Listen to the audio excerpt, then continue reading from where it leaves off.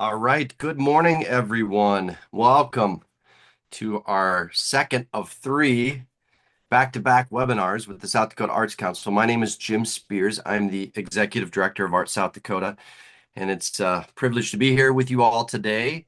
And first of all, I just want to thank the team at Art South Dakota. You'll hear a lot more from Andrew here in a few minutes, but thank Andrew, Ryan Arts, and the rest of our team, Sherry Cosell, Sarah Larson, and Amanda Levesque. I think they're all probably online watching with us right now. Just a couple updates from me before we jump in. One, maybe on the top of a lot of our minds is that it is legislative season, both nationally and here in South Dakota. We have a new Congress in Washington. We have the 100th legislature convening in Pierre. Part of our work in the advocacy sector is definitely to monitor both houses, or I should say both DC and Pierre. And I just wanted to share a couple updates uh, with this audience. And I'll keep it short, but as always, if you have questions or concerns, you're welcome to reach out to Art South Dakota at any time, and we'd be glad to have a phone call or a meeting with you. But on the federal side in DC, not a lot to report, but we are taking really our lead from Americans for the Arts and NASA, the National Assembly of State Arts Agencies. They do a great job monitoring what's happening in DC, and it's really early yet for any news there. A couple things to note. We're still trying to finalize a full funding bill for FY25, which we're already in. Yes, federally we're in FY25. They're hoping to have a final deliberation and agreement on the FY25 funding in March, and that will also be when the president starts to share thoughts and Congress starts to talk about FY26. So here this spring, we're going to be talking about two fiscal years at the same time, which is not unusual in DC. That happens a lot. But we're watching that closely, specifically funding for the NEA and NEH. We don't see any real alarms yet in that regard. The other thing I'll mention federally, I think this has come up in a lot of conversations, but we've heard, especially those of us in South Dakota, because one of our senators introduced the legislation, we've heard a lot about the Department of Education and some thoughts about closing that department. I think it's way too early from what we're being told federally for us to really talk much about that here at Art South Dakota. And really what we're hearing is that is, this has been introduced before over the years. It was first mentioned in the Reagan years, so it's not a new topic. And I think it would be very hard to close the Department of Education. But that doesn't mean that there's not a threat there and that we do need to watch funding issues and other things related to that effort. So we're maintaining dialogue with friends and colleagues in Washington that are much more informed on this topic, and we'll share that as soon as we know something. We'll definitely share it out to our state. So on the state side here in Pierre, as always, every year Art South Dakota takes careful tracking of legislation that's introduced. We follow the LRC. And then we work very closely with Department of Tourism and our friends at the South Dakota Arts Council to monitor session and be on the lookout for anything that might be of concern. And so far this year, specific to the State Arts Council, there's nothing that we have noted yet. But I think a lot of folks are talking about specifically South Dakota Public Broadcasting. I know that's a big concern. They're a major partner and player within the arts and cultural sector of our state. So we've been very carefully monitoring that. I have met personally with some of the leadership at SDPB. You may have noticed we've put out some statements about our support of public broadcasting. We'll continue to monitor that and support as an ally, potentially even helping testify if that's necessary in front of a committee. So we're staying in front of that, and we definitely support South Dakota Public Broadcasting. They're a huge partner to the work we do. But if you want to learn more, if this is something you haven't already done, I would encourage you to go to sdpbfriends.org and then advocacy/advocacy. You can find it probably right there on their homepage, but they'll give you all the information, all the latest updates, and specifically how you can get more involved if you want to be. And then on that, just on the topic of Pier, we always spend time in Pier this time of year. It's a lovely time to travel to Pier, right? January and February.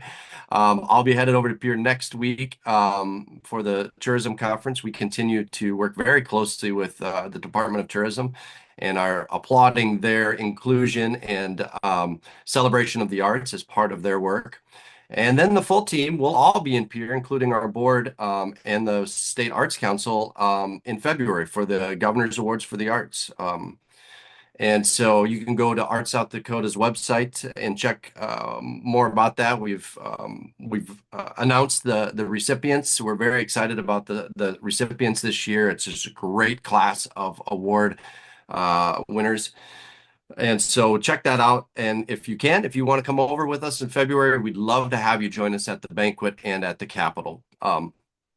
Two other quick things. One is that I may have mentioned this before, but I'm really proud and excited to share again that Art South Dakota has been part of a new arts education advocacy cohort. It's a new group that was just formed really over the summer, and it includes representation from the South Dakota Music Teachers Association, String Teachers Association, Arts Education Association, the State Arts College Art Association, South Dakota Bandmasters, South Dakota American Choral Directors, and then Speech and Communication Association of South Dakota, which really encompasses theater.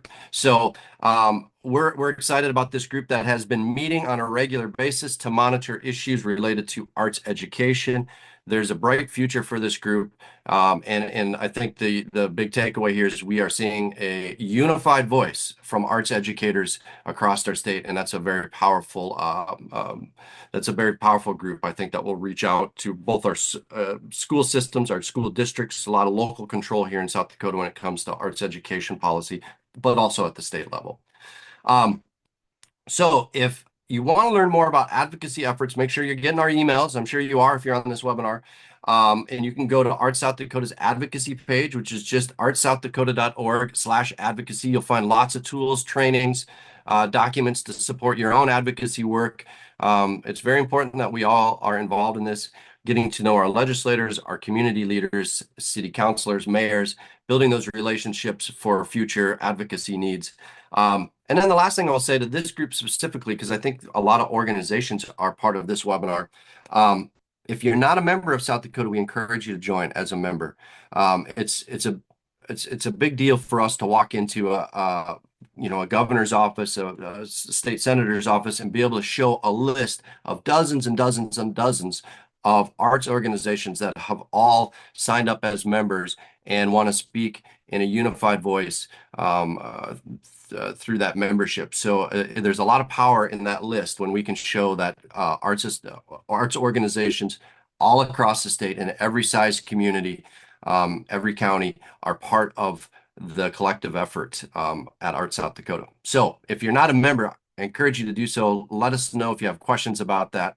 I know that's a lot of information, but here in January, we're all thinking about Pier and about Washington, D.C. So I want you to know that Art South Dakota is very involved in monitoring both capitals, and we're glad to represent the arts in both places. So with that, I'm now going to turn it over to my friend and colleague in Pier, who is the leader of our State Arts Council, Patrick Baker.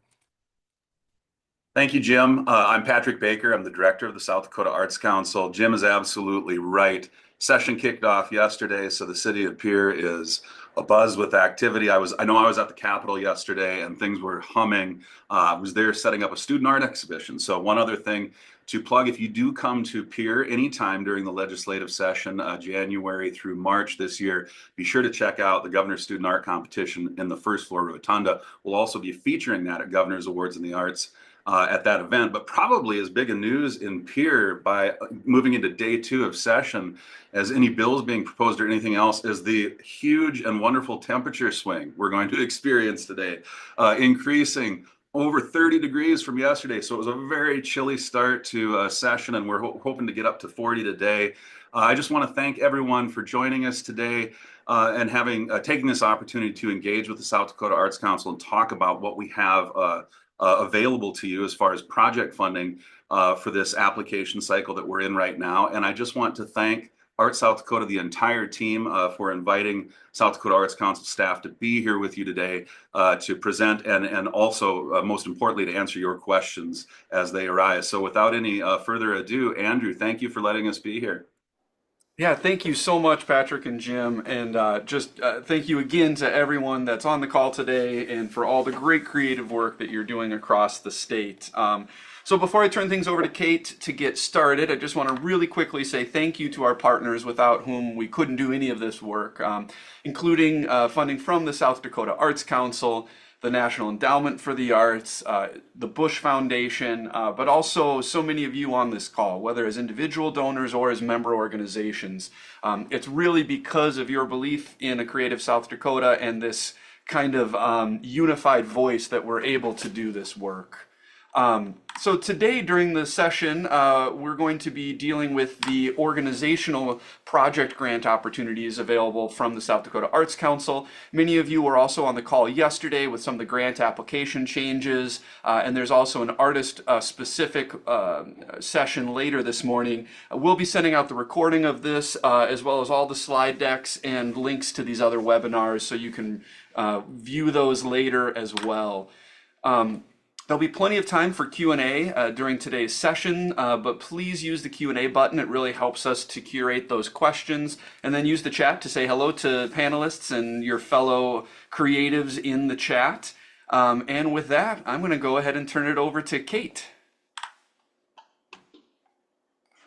Thanks, Andrew and Patrick and Jim. Yet again, we so appreciate the space you give us to be able to meet with our grantees and potential grantees around the state. My name is Kate Vandell. I'm the grant specialist here at the South Dakota Arts Council. I am really here to help you in the application process, and then on the other side of receiving an application as a grantee. And I've got a co-pilot on my slides today. So Andrew, if you can just advance to the next slide. Thank you. Just to reiterate what both Patrick and Jim have already said, we at the South Dakota Arts Council, our main priority is to ensure that we have an artistic and cultural state to live in. We do that by providing grants throughout the state with funding from our friends at the National Endowment for the Arts, as well as at the state level. We are here, as I said earlier, and committed to serving you as our grantees and all of the people around the state with arts opportunities. Today, we're going to talk specifically about project grants. And our project grants are helping you as an organization to hold programs or activities that make the arts accessible to the public. We're supporting work that's happening between July 1st and June 30th. So July 1st of 2025 through June 30th of 2026. The deadline for application is Saturday, March 1st, and the application portal does close at 11:59 p.m. Central, and that application is available online. What are we going to talk about today? We're just going to hit on what you need to be able to apply, and then we're going to talk about the expectations that we have for you as applicants, what to include in your application. And then, as Andrew said, we'll provide space throughout the session at the end of the session, specifically for questions and answers. Before you start an application, you need to make sure that you're eligible to apply. And what does that mean? That means that you are reading through the grant guidelines and making sure that you are checking all the boxes that you see on the screen in front of you. Project grants are available to individuals. We're really going to talk about things through the lens of organizations today. As an organization, you need to be a South Dakota-based tax-exempt nonprofit organization or a unit of local or state government, or a federally recognized tribal government. And you'll see throughout this presentation that we have links to those guidelines. That is the first step that you should take that's the first step that you will take in deciding whether or not to apply for a grant through the South Dakota Arts Council. We had a great session yesterday. Huge shout out to Andrew, not only for co-piloting that session, but if you got his follow-up email, it was awesome. It was just on the budget. So I have some very high level funding rules to go through with you. And I would just remind everyone that we really dug in on the budget side of things on that webinar that we hosted with Arts South Dakota yesterday. First and foremost, you have an arts project that you are trying to fund. If you don't have an arts project, you're not in the right spot, to put it very bluntly. As far as funding goes, this is something that we did talk about yesterday on the webinar, and I do want to touch on it today because it is a requirement of our project grant. This concept of a cash match. And a cash match for us is essentially two parts. Part one is your request. So on the request side, you can ask for 50% of what you're planning to spend. That 50% that you're planning to spend, those are your projected expenses. For every dollar that we give you, we need to see that you have a dollar of your own money to pay for those expenses. And that is what we're saying when we say that it has to be a cash match for your grant. Part two of that cash match is your income. You need to show you plan to get at least the same amount of money in income as you plan to spend in expenses. And what that does is it shows us and it shows the people reviewing your grant that you are committed and you have the money available to be able to carry out the entire project. And that's what we need to see from you with this cash match. I talked about this again a little bit yesterday, and I'll just use this very basic example. I have a $10,000 project that I plan to host to bring a group of jazz musicians into my community to perform. I can then, and I'm going to pay those musicians $10,000 to travel to Pierre, to play their music, to stay here overnight, do all the things that those musicians need to do. I am then able to apply for $5,000 in grant funding through this project grant to be able to help me make that happen. On the budget side, I am showing that in addition to the $5,000 that I expect to get from the Arts Council, I have another $5,000 coming in as income through admission, through membership, through corporate sponsorship. That's where we see the balance between your expenses and your income and what you're asking for the Arts Council to support you in, what the funding that you're asking us for, and the expenses that you plan to have related to that project taking place. That's the 30-second, more longer than 30 seconds, but that's the elevator speech on the budget and the funding levels for a project grant. Again, I would strongly encourage, if you have budget questions, to seek that webinar from yesterday.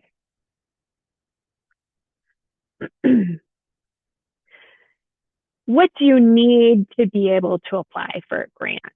We talked about the requirements on the side of all of those. You know, I'm an organization, I'm a nonprofit organization, I'm in South Dakota. And before you start thinking through all of those check boxes, the thing that you need to keep in mind above all else is that you have a clear, well-organized, and to the point project that is going to be easy to understand from somebody, whether they are looking at your grant and they live in South Dakota, or for someone that is outside of the state reviewing your grant. All of the grant applications that come into the Arts Council are reviewed by panelists. And that's the first thing that you want to make sure is you have a very clear project, a very clear understanding of what you want to get out of that project, and you feel like you can explain that to someone, whether they know you, they don't know you, and they've never heard from you before. On top of that, like we talked about before, all nonprofit organizations have to be in the state of South Dakota. They also have to be registered with our state Secretary of State's office and in good standing with the Secretary of State's office. And you'll see links on this slide These links will take you to all the places you need to go to check these statuses that you have to have before you apply for a project grant from the Arts Council. The next thing is that UEI number from SAM.gov. Again, the link is there to help you start on that process or to check and make sure that you have that number. You'll need that number in your application to be able to submit. And then there's a lot of conversation around this concept of nonprofits, 504, 50 what? What do I need to be? To apply for a South Dakota Arts Council grant, you have to be registered with the IRS as a 501c3. You can go out to the IRS's website. We're giving you the link directly. You can type in your EIN, your tax number. You can type in the name of your organization, and you can just make sure that you are registered as that 501c3. All of our applicants also have to submit a South Dakota tax form, and that's linked on this slide as well. So you've gotten through all the hurdles of being able to apply, and what do I need? What do I need to share with someone? You talk about having this clear, organized plan, a to the point application that I can tell somebody that knows me, that doesn't know me, what I'm doing and how I'm going to do it. We're going to walk through the sections of the application, and I just want to start with letting everyone know that the application itself is broken into sections, but the foundation of that application is very simple. Just like we did with the budget, I'm just going to break it down into two parts. Part one is you have a clear idea, a clear understanding of the what, the why, and the how for your project. We'll dig into what those little questions are related to those sections, but you could give that in a sentence. You could give it to some person on the street, and they would understand it. That very clear understanding of the what, the why, and how of the work that you want to do. Got a little bit of who sprinkled throughout, and then the where and the when is predetermined. This work is taking place in South Dakota, and the timing is already set. It's taking place between July 1st of 2025 and June 30th of 2026. So you've got those boxes checked already, and you really just need to hammer in on that what, why, and how. And if you're not quite sure with the foundation of your project yet, that application is going to be a real burden for you. And that is a good place to take a step back and start and say, man, if I'm not sure about the what, the why, and the how, I need to do a little bit of work before I feel like I can dig into this application. Let's go ahead and dig in. We'll start by that what. So what is it that you are doing? What are you doing? This part of the application, you're explaining what you're doing and what your project is doing. It's solving an issue. It's focused on a problem. It's looking at a topic. It's doing something. That work is doing something. And through that work, you have something that you want to get done. So you have what your project is and what you hope to achieve. And then what does success look like on the other side of it? And that is success as you define it, not success as we define it, because keep in mind that we're not the ones looking at your application. A panel of people are looking at your application, and they're looking at it through the lens of success as you set it. So you're able to identify and define what success means for you, and what does that look like? What does that successful project look like for yourself on the other side of it?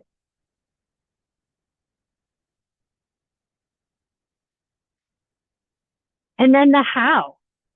How will you be able to do this work? Andrew, did we skip the why slide? Sorry. Yes, thank you. Did I skip the what slide? Can you go back one more? I think Let's see here. Whoops. Yes, I did skip the what. I started on the what. Again, you're identifying what you're doing. You've got the activity in mind, the timeline, and the resources that you'll need. And then the what side of it, you're also talking about who it is that you're serving. That's your participants, that's your attendees, that's your members, that's your community.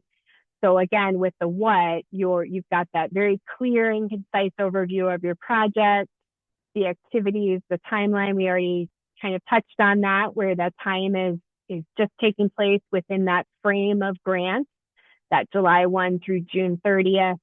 And then you're explaining here who it is you're able to serve with that grant.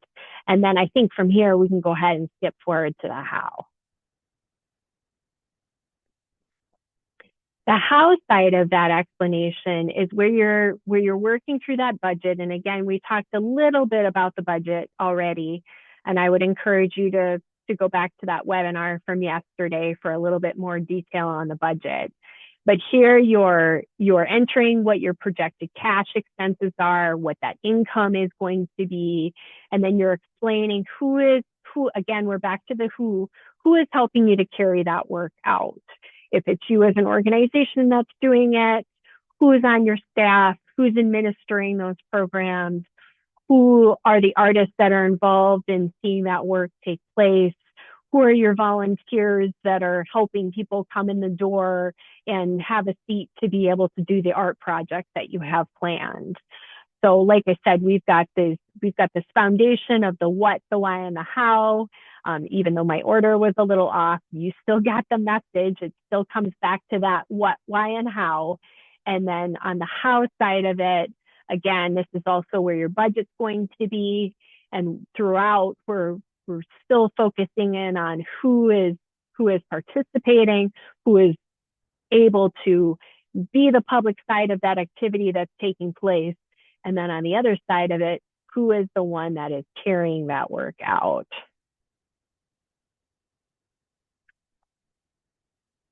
And then again, keeping in mind that the people looking through your application may not have ever heard of you. They may not know what your organization is, what it is you do. It's really important to show that you are doing good work. We're asking you to provide examples of what it is you do. And you can call these work samples, you can call it past work, you can call it support materials, whatever you want to call it, you have to include it. You're showing photos, video, press releases, whatever that looks like.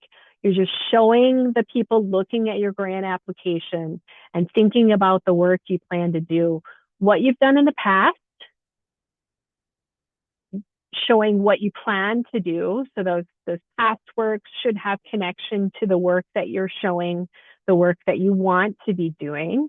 And then especially if you are doing a project that involves your community, you're working alongside that community, we would ask that you're showing work that reflects that connection to the people that you plan to serve. I worked in museums for a long time, and we always talked about photos of people doing happy things within the gallery space.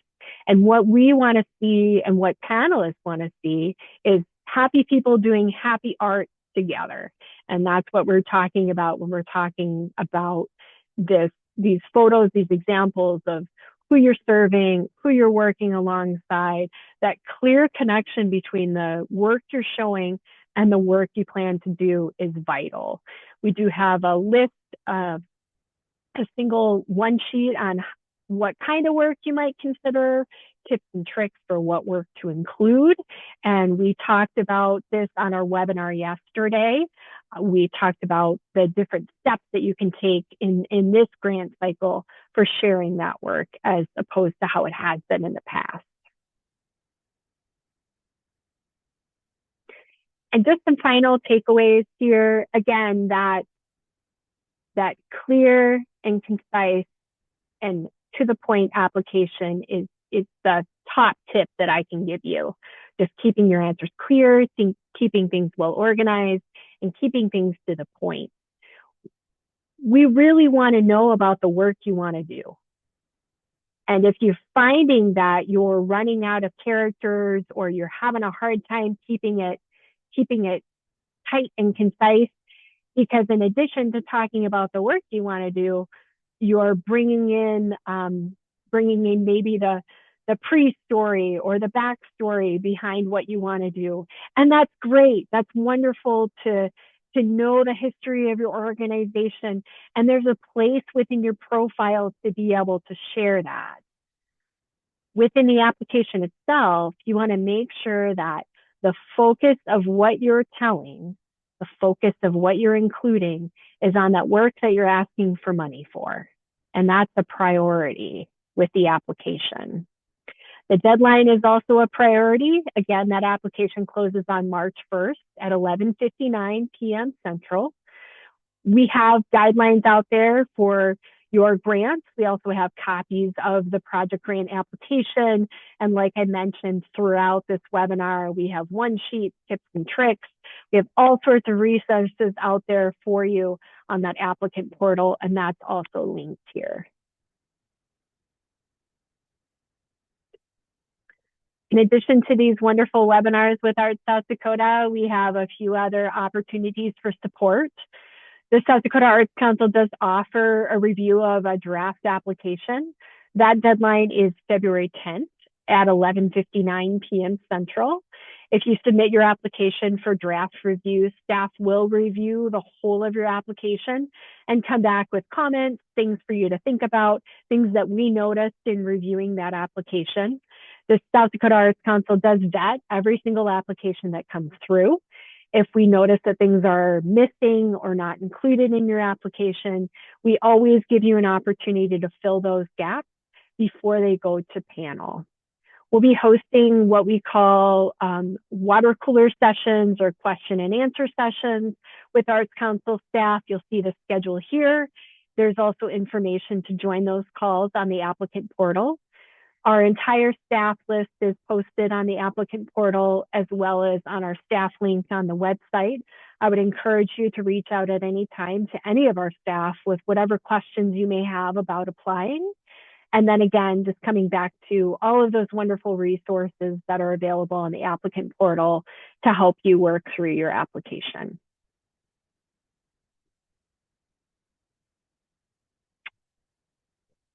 And that's all I have. So thank you all for taking the time out of your day to work through this with me, to learn more about our grants, about this opportunity from the South Dakota Arts Council.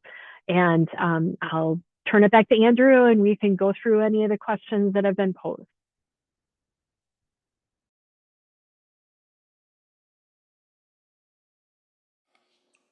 Hello. Okay, let me see if I can get myself back on screen here.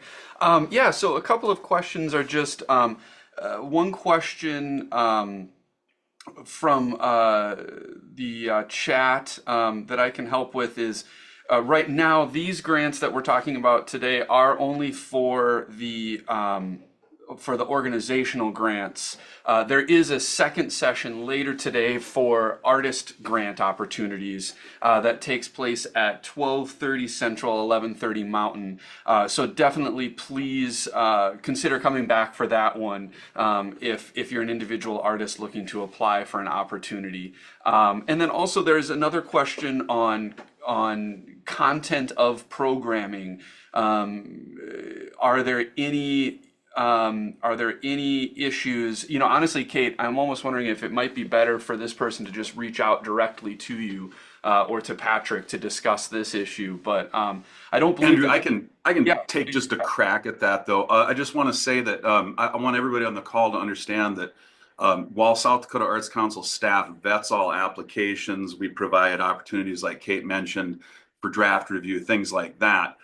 Once you're deemed eligible, your application for a grant then goes to a panel that by design does not have any paid staff from the South Dakota Arts Council, essentially adjudicating, reading and scoring your grant application. We make every effort to make those panels as diverse as possible. They always have a minimum of 3, but we shoot for at least 5 members to a panel. We try to look for diversity within those panelists and up to and including at least 1 out-of-state voice per panel. And so, no, there is no restriction on the type of content. Because we're a state agency, I just want to make sure that that's understood. There's really nothing that's off limits. And again, we won't be the ones scoring the application. Rather, as far as the merits of what you're presenting, that will be decided by a jury of peers.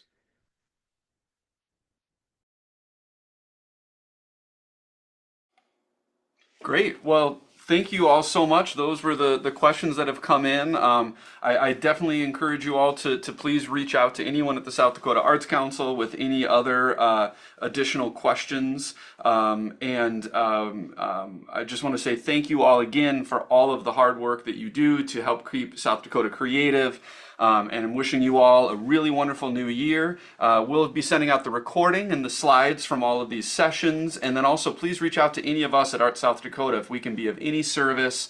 And if you have any ideas for future webinars or content that would be helpful for your work, we would love to know and love to help however we can. Thank you all so much again, and have a great rest of your day. Thank you.